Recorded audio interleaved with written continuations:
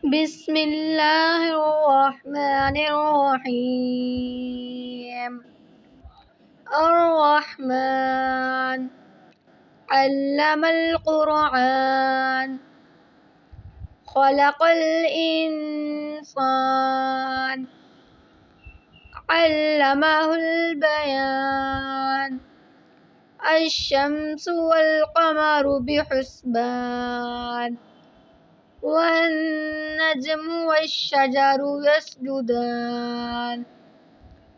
السماء رفعها ووضع الميزان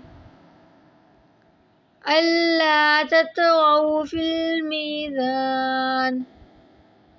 وأقيموا الوزن بالقسط ولا تخسروا الميزان والأرض وسعها للأنام فيها فاكهة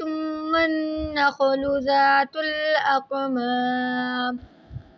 والحب ذو العصف والريحان فبأي آلاء ربكما تكذبان